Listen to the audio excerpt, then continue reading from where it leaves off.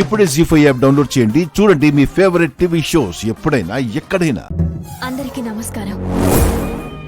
జాబిల్లి, నువ్వెక్కడున్నావో తెలీదు, ఎలా ఉంటావో తెలీదు, కానీ ఎక్కడున్నా ఈ వీడియో చూస్తుంటావని మాత్రం నాకు అనిపిస్తుంది.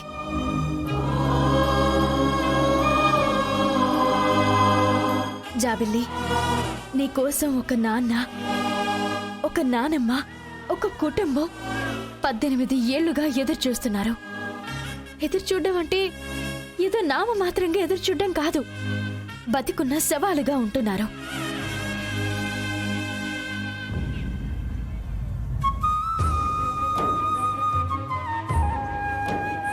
నీ రాకతో ఊపిరి పోసుకోవడానికి ఎదురు చూస్తూ ఉన్నారు.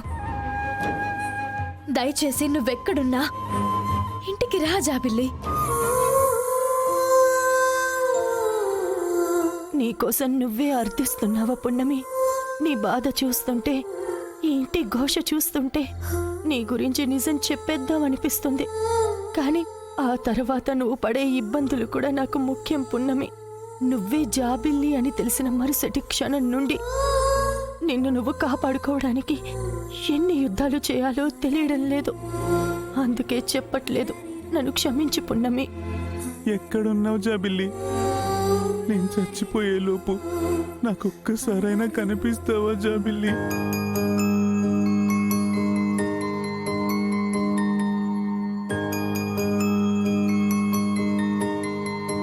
నీకోసం ఎదురు చూసి చూసి అలసిపోయాను జాబిల్లి.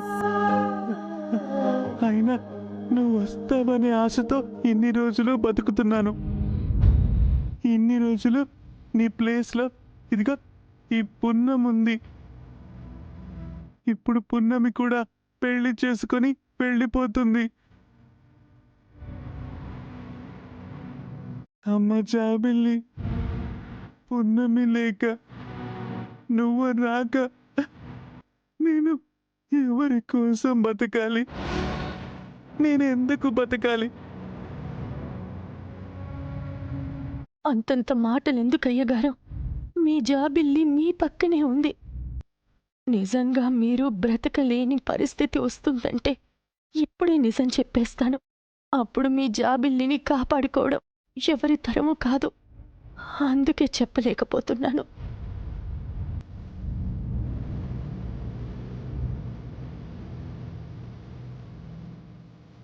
అమ్మ జాబిల్లి, నువ్వు సాధారణమైన అమ్మాయివి కాదు.